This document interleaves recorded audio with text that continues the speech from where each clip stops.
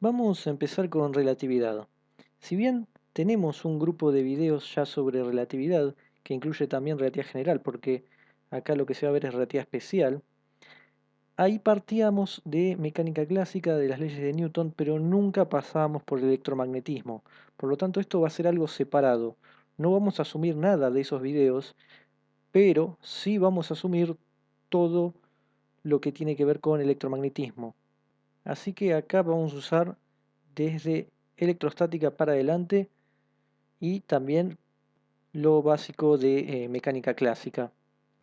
Lo primero que vamos a decir es que la relatividad especial surge por problemas que ya teníamos en la electrodinámica clásica. Es decir, que el verdadero camino histórico va por este lado.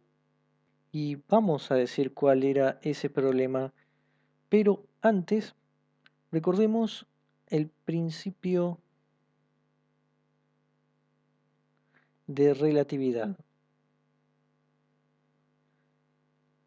Esto lo que nos decía es que las mismas leyes se aplican para cualquier sistema de referencia inercial. ¿Y qué era un sistema de referencia inercial? En general se lo suele definir como un sistema que está en reposo o que se mueve con velocidad constante. Pero ahí tendríamos el problema de que si todas las leyes de la física se mantienen tan bien en un sistema que está en reposo como en uno en movimiento, entonces en principio no podríamos diferenciarlos, así que en principio podríamos definir el sistema de referencia inercial como aquel donde se cumple la primera ley de Newton, es decir, aquel en el cual agarramos unas piedras, las movemos por ahí, las tiramos y se mueven en líneas rectas a velocidad constante. Entonces, ahí concluiríamos que estamos en un sistema de referencia inercial más allá de que está en reposo o no. Y después, cualquier otro sistema que se mueva a velocidad constante con respecto a nosotros va a ser otro sistema de referencia inercial. Esta no es, por supuesto, la definición definitiva, pero es la que nos va a servir por ahora. Entonces, si nosotros tenemos a alguien en movimiento y tenemos a alguien que está, por decirlo de alguna forma, en el piso mirando a alguien que está en movimiento. Ahora, supongamos que está jugando, no sé, al pool, que el señor de acá también está jugando al pool. Y este auto o tren se mueve a velocidad constante. Entonces, si suponemos que los dos se ponen a hacer el mismo exacto juego, tirar las pelotas hacia los mismos lados, como las leyes deberían ser las mismas, el juego debería ser igual para los dos. Uno no tendría que agregar ninguna corrección ni ningún cambio, y de hecho, si uno estuviera en un auto que está cerrado y no podría ver hacia afuera, no tendría ninguna forma de saber si está en movimiento o no, que es a lo que nos referíamos antes. Por lo tanto, uno podría saber inmediatamente si el tren se acelera o se frena simplemente viendo las bolas del pool o sintiéndolo uno mismo. En ese sentido, las leyes de la mecánica no son iguales en sistemas de referencia que estén acelerados. Por cierto, el principio de relatividad no es algo nuevo, sino que ya venía de la época de Galileo. Así que esto está antes de la relatividad, pero la pregunta claramente es si las leyes de la electrodinámica que ya hemos visto se le puede aplicar este principio de relatividad. Y la respuesta en principio es no. Por ejemplo, una carga en reposo, su campo magnético es cero, mientras que si está en movimiento, es distinto de cero. Si le ponemos una velocidad o ponemos mejor una corriente, ahí automáticamente B es distinto de cero. Así que si tenemos una carga o un grupo de cargas que no se mueven, campo magnético igual a cero, y si se mueven, campo magnético distinto a cero. principio de relatividad, ahí parecería que no están dando, algo está pasando ahí. Es más, podríamos llevarlo al tren y entonces el señor del tren está quieto con respecto a la carga, si tiene la carga en el tren, y entonces no hay campo magnético para él. Pero el señor que está afuera puede detectar el campo magnético porque va a ver la carga en movimiento. En muchas ecuaciones de electrodinámica, empezando con la ley de Lorentz, que era F igual a Q, B vectorial B, la fuerza de Lorentz acá ya tiene una velocidad. Y eso va a depender de si estoy en el tren o no, por poner un ejemplo, si aparece esta fuerza o no. Y esto es solo una de las tantas fórmulas que tenían la velocidad metida dentro. Ahora, recordemos la ley de Faraday, porque cuando la enunciamos, habíamos tomado distintos casos, donde teníamos un bucle moviéndose con velocidad v y teníamos un campo magnético fijo. Esto era algo anterior a la ley de Faraday, era la fuerza electromotriz de movimiento que al tener una velocidad y un campo magnético, tenemos todos los ingredientes de la fuerza de Lorentz. Aparecía una fuerza y teníamos una corriente. Pero en el caso de la ley de Faraday, lo que teníamos era un cambio del campo magnético en el tiempo, ya sea que se esté moviendo o que cambie las características, aunque sea siempre en el mismo lugar. Y habíamos dicho que la fórmula era la misma, aunque en ese momento se creía que era por casualidad.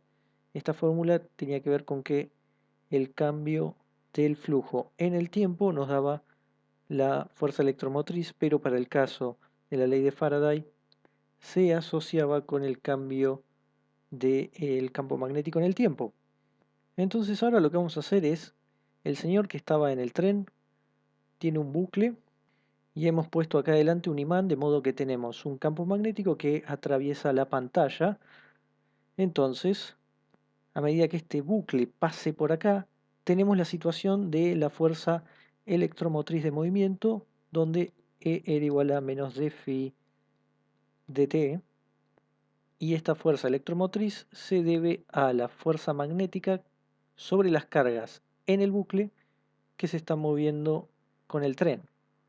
Ahora, eso es visto desde abajo, porque si estoy en el tren, el bucle no se está moviendo, y lo que se está moviendo se me viene encima del campo magnético. Entonces, para el señor que está en el tren, lo primero es, no hay velocidad, por lo tanto no hay fuerza electromotriz. O mejor dicho, no hay fuerza de Lorentz. Este B es cero. Pero, sí tenemos un campo magnético que cambia con el tiempo. Y lo que tenemos ahora sí es ley de Faraday. Un campo magnético que cambia con el tiempo, que eso va a ir cambiando porque nosotros nos vamos acercando, aunque estando acá arriba, en realidad el campo magnético se nos viene encima, así que va a ir cambiando en esta zona, por ejemplo, la intensidad del campo, y eso automáticamente hace que la ley de Faraday nos dice que tiene que aparecer un campo eléctrico. El cambio en el campo magnético inducía un campo eléctrico. Es decir, en el caso de la ley de Faraday, la fuerza eléctrica genera una fuerza electromotriz dada por esto, que siempre es como cambia el flujo del campo a través del bucle en el tiempo, con un signo menos. Entonces, como por un lado la ley de Faraday predice esto y la fuerza electromotriz de movimiento también, tanto el que está fuera como el que está en el tren van a tener la respuesta correcta, aunque tal vez la interpretación física del proceso está completamente mal. Entonces, ahora pasamos a Einstein. Él no creía que esto era una coincidencia, sino que lo tomó como una pista de que los fenómenos electromagnéticos, al igual que los mecánicos, obedecían el principio de relatividad. Si bien las interpretaciones eran distintas, uno decía que era un proceso eléctrico y el otro un proceso magnético, ya que acá teníamos ley de Faraday y acá aparecía la fuerza de Lorentz, las predicciones sí estaban de acuerdo. Ahora, todo esto que estamos diciendo no tiene que creerme a mí ni a ninguna otra persona. Vamos a escuchar directamente de Einstein en su paper donde empieza la relatividad especial. El paper se llama Sobre la electrodinámica de cuerpos en movimiento y simplemente voy a leer la introducción para que vean que ya estaba apuntando a ese problema. Dice así: se sabe que la electrodinámica de Maxwell, como se entiende habitualmente en la actualidad, cuando se aplica a cuerpos en movimiento, conduce a asimetrías que no parecen ser inherentes a los fenómenos. Por ejemplo, la acción electrodinámica recíproca de un imán y un conductor. El fenómeno observable aquí depende únicamente del movimiento relativo del conductor y el imán, mientras que la visión habitual establece una clara distinción entre los dos casos en los que uno u otro de estos cuerpos está en movimiento. Porque si el imán está en movimiento y el conductor en reposo, surge en las cercanías del imán un campo eléctrico con cierta energía definida, produciendo una corriente en los lugares donde se encuentran las partes del conductor.